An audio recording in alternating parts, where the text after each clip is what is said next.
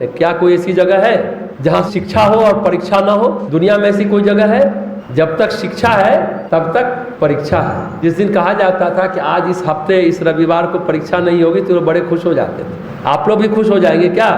सच ये है कि शिक्षा परीक्षा लेती रहेगी। अगर शिक्षा लेनी है तो परीक्षा देनी पड़ेगी। परीक्षा के 3 मॉडल होते हैं ना, सब्जेक्टिव, ऑब्जेक्टिव और इंटरव्यू। विद्यार्थियों के लिए सबसे महत्वपूर्ण है कि कैसे पढ़ें।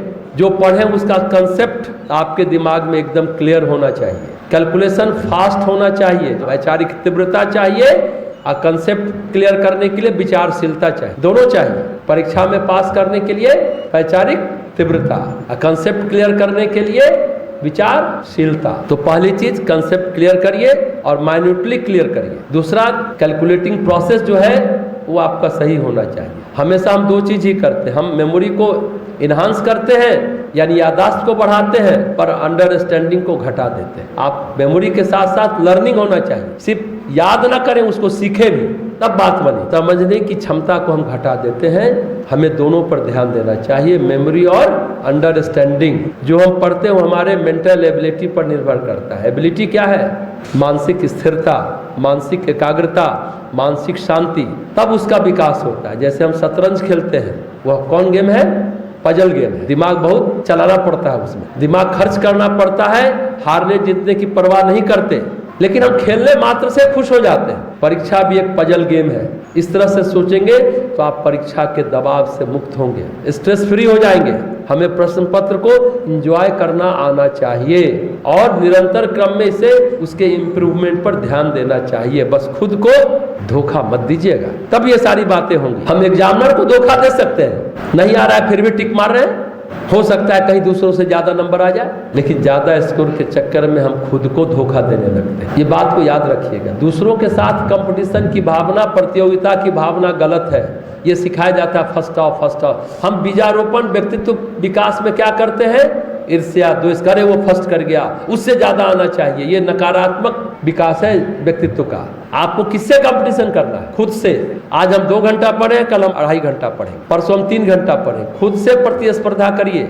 इस बार हम 90 नंबर लाए, अगली बार हम 92 लाएंगे। अरे वो 95 लाया है, इस बार तो हम 96 लाकर दिखाएंगे। अब पता चला वो 97 ले आया, आपका मुंह लटक गया। इतनी मेहनत के बाद भी आप खुश नहीं है, क्योंकि आप दूसरे से प्रतियोगिता कर रहे हैं। ये व्यक्तित्व विकास की सबसे बड़ी पहला चरण आप लोग सीखिए। खुद से प्रतियोगिता करिए, कभी दूसरों से मत करिए, तो आप पॉजिटिव रहेंगे। नहीं तो मेहनत करके भी आप निराश और दुखी होंगे। कहीं दूसरा भाग्य भी तो साथ देता है, प्रारब्ध होता है, कर्म होता है। आपका मेहनत अच्छी बात है, आपने मेहनत किया, लेकिन भाग्य का सपोर्ट है, बहुत इंपॉर्टेंट फैक्टर है। ये देखना है आप। इसलिए खुद से प्रतियोगिता करेंगे तो आप हमेशा आगे बढ़ते चले जाएंगे, निरंतर आगे बढ़ते चले जाएंगे। सच ये है कि दूसरा ज्यादा नंबर ले आए तो आप अपने मेहनत को एंजॉय नहीं कर पाएंगे। खुद से अगर आप प्रतियोगिता करते हैं तो अपने मेहनत का मजा लेंगे आप। असफलता के कारण आपके अंदर जन्म लेती है कुंठा, हताशा, निराशा, जलन, ईर्ष्या।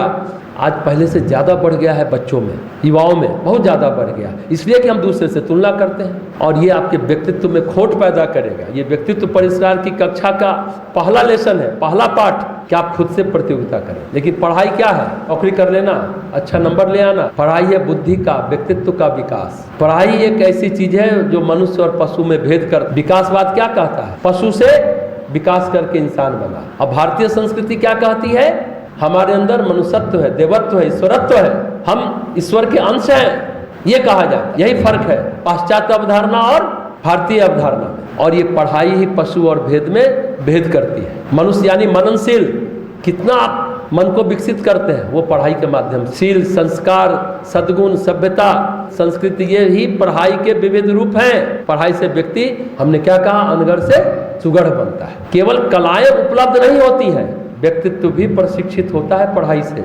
आप कला, सब आर्ट ही है ना। सच कहें तो पढ़ाई मनुष्य के जीवन का सौंदर्य है। पढ़ाई का मतलब है बौद्धिक क्षमता का विकास। हमारी बौद्धिक क्षमता में तर्क होता है, स्मृति होती है, निर्णय क्षमता होती है। पढ़ाई से हमारी मानसिक क्षमता का विकास हो, यानी पढ़ाई के द्वारा हम अपने व्यक्तित्व को, अपनी मनस्थिति को और अपने अंतःकरण को प्रशिक्षित करते हैं। शिक्षा राष्ट्र के लिए, संस्कृति के लिए और व्यक्तित्व के लिए जरूरी है, खाली नौकरी पाने के लिए नहीं।